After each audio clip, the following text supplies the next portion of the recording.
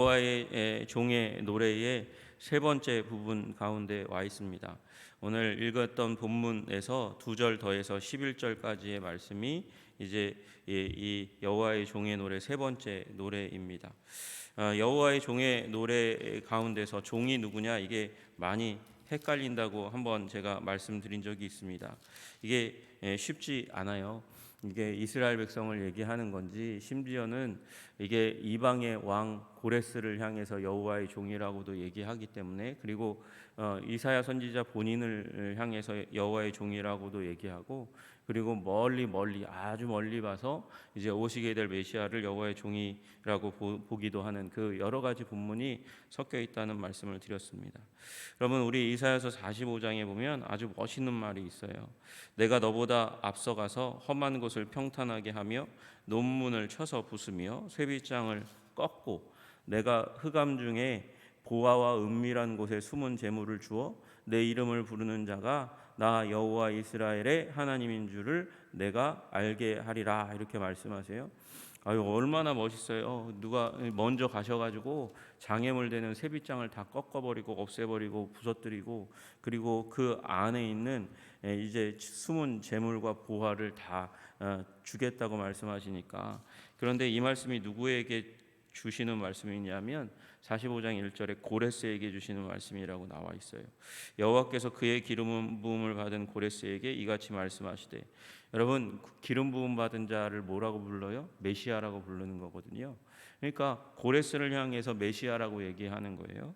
고레스에게 이같이 말씀하시되, 내가 그의 오른손을 붙들고 그의 앞에 열국을 항복하게 하며 내가 왕들의 허리를 풀어 그 앞에 문들을 열고 성문을 닫히지 못하게 하리라, 이렇게 말씀하세요.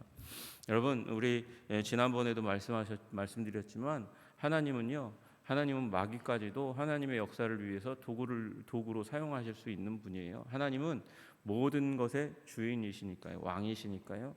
여러분, 그래서 이방의 왕이고 하나님을 잘 모르는 고레스라 할지라도 그를 하나님께서 기름 부어 특별한 목적을 위해서 사용하신다고 말씀하시는 것이죠.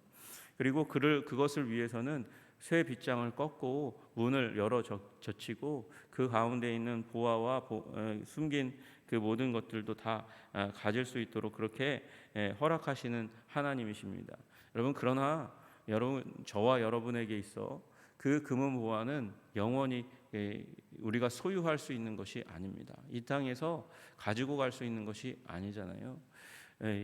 물질은 이 땅 가운데 놓아 두고 갈 수밖에 없는 것입니다. 여러분이 가져갈 수 있는 진정한 보화를 사모하시기를 주님의 이름으로 축복합니다. 여러분, 글로리의 와 골드가 같은 어원이라고 말씀을 한번 드린 적이 있는 것 같아요. 여러분, 금과 영광은 같은 어원에 속한 단어입니다.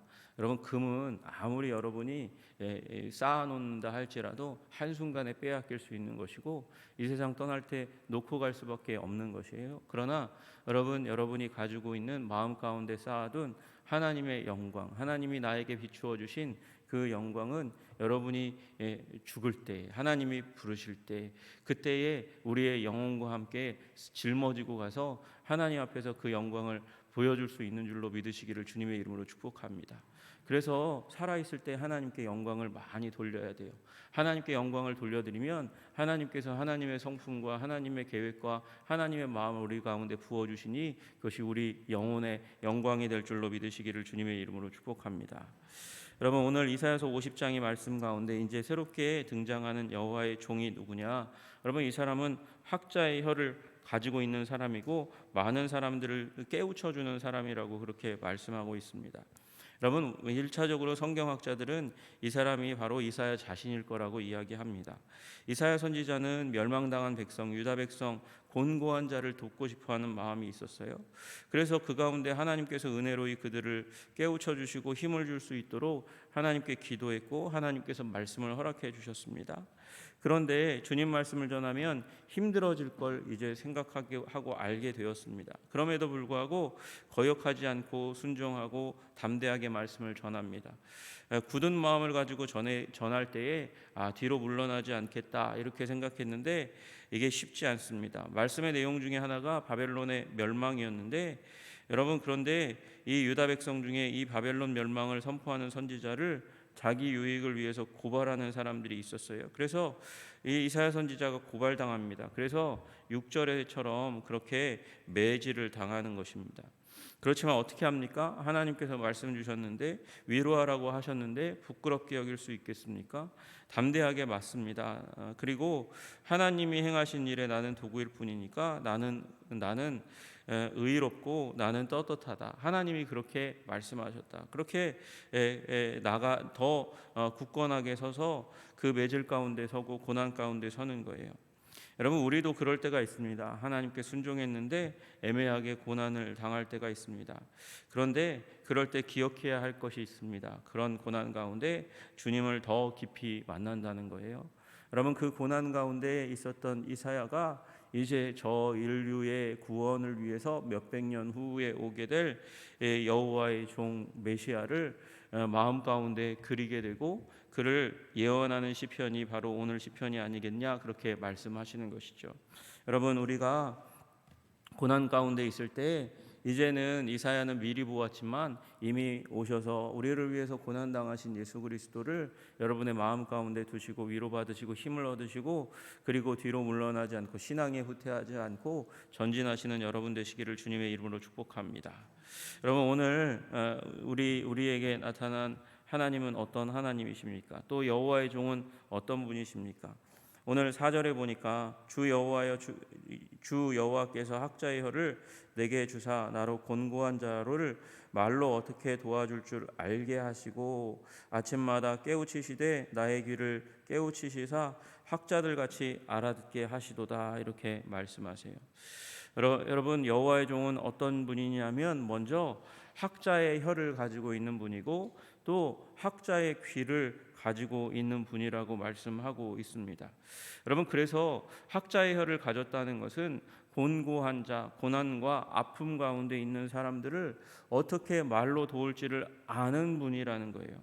여러분, 언어는 매우 중요한 것입니다. 적절한 말을 찾아서 사용하는 것은 탁월한 능력입니다. 그 상황에 그 사람에게 맞는 말을 찾는다는 것은 쉬운 일이 아니고 그것을 찾아내는 것은 능력이에요.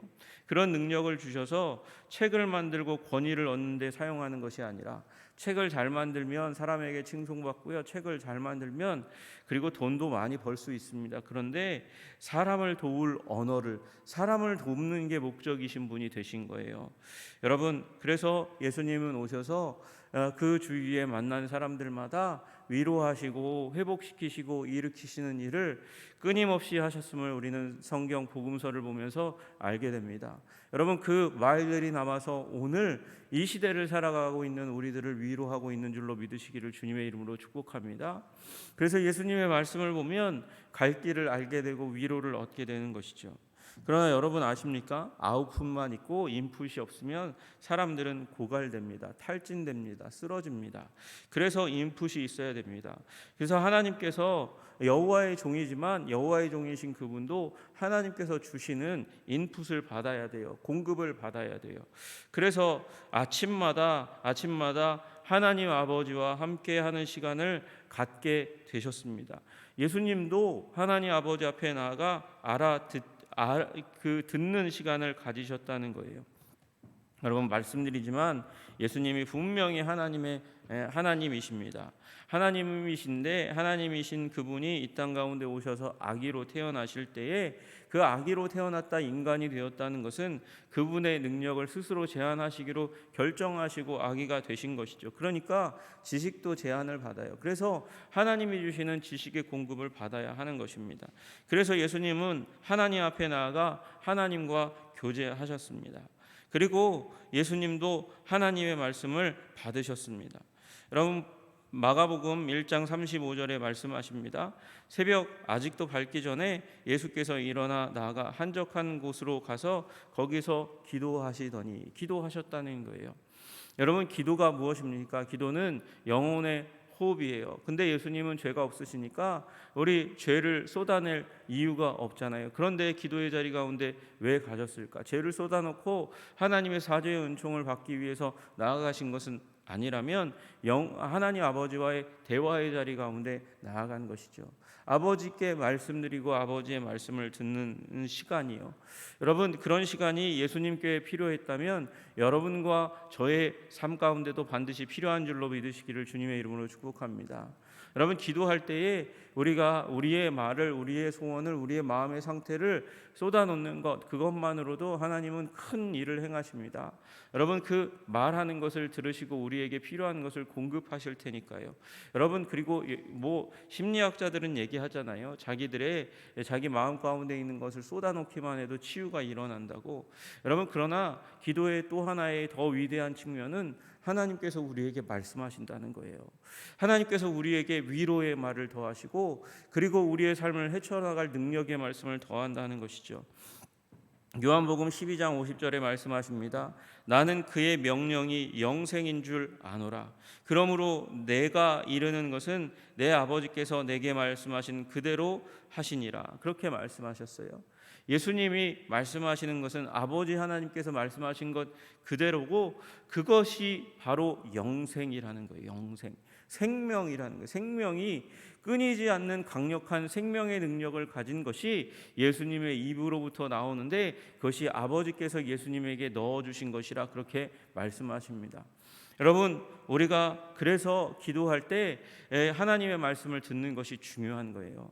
여러분, 기도할 때 주님 말씀 들으시는 여러분 되시기를 주님의 이름으로 축복합니다. 한 시간 동안 계속해서 말을 하며 하나님 앞에 아뢰는 것, 탁월한 기도의 사람입니다. 여러분, 한 시간도 기도 못하는 사람이 얼마나 많습니까? 한 시간 기도할 때 계속해서 주님 앞에 말할 것이 있다는 것, 여러분, 그게 이 하나님께서 대신 방언, 하나님께 기도할 때 주신 그 방언이 없으면 굉장히 힘든 일입니다. 그런데 여러분, 그 기도도 중요한데, 더 중요한 기도는 하나님의 음성을 들으려고 여러분이 기도하는 것을 멈추고 하나님의 마음 가운데 나의 영혼을 두고자 그렇게 나의 관심을 하나님의 마음 가운데 듣는 귀를 달라고 그렇게 기도하며 주님께 듣는 것인 줄로 믿으시기를 주님의 이름으로 축복합니다. 여러분 보세요. 여기 4절 후반부에 아침마다 깨우치시되 나의 귀를 깨우치사 학자들 같이 알아듣게 하시도다. 여러분, 학자는 말하는데 능한 사람만이 학자가 아닌 거예요. 학자는 듣는 것도 잘해야 학자죠. 여러분, 진짜 학자는요, 학생들이 묻는 물음을 잘 듣고 그 물음에 잘 응답해 주어야 좋은 학자인 것이죠. 그런데 오늘 이 인류의 학자, 온 인류를 깨우치고 치유하고 회복시키시는 그 인류의 학자가 되기 위해서 예수님은 하나님 아버지께 들으셨다고 말씀하세요. 그리고 우리도 들을 수 있는 존재로 하나님께서 그렇게 부르신 줄로 믿으시기를 주님의 이름으로 축복합니다. 요한복음 17장 8절에 말씀하세요. 나는 아버지께서 내게 주신 말씀들을 그들에게 주었사오며. 그러니 여러분, 예수님이 아침에 성부 하나님께 기도하며 하나님의 사랑을 느끼고 말씀을 받으신 것처럼 여러분들도 기도하셔야 됩니다. 내 안에, 우리 공동체 안에 하나님의 말씀이 가득 차게 하여 주시옵소서.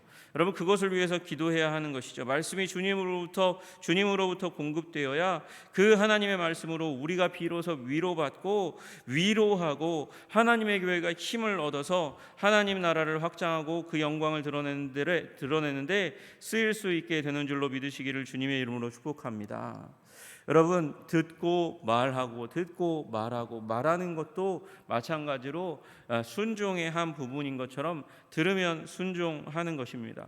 여러분, 예수님께서 들으셨습니다. 기도 가운데 들으시고 나서 그 다음에 무엇 하셨을까요? 순종하신 줄로 믿으시기를 주님의 이름으로 축복합니다.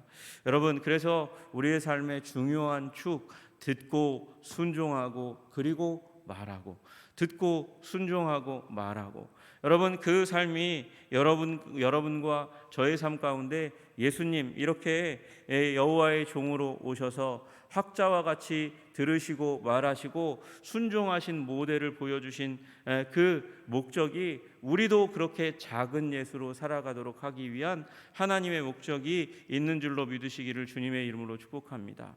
그래서 여러분, 잘 들으시기를 주님의 이름으로 축복합니다.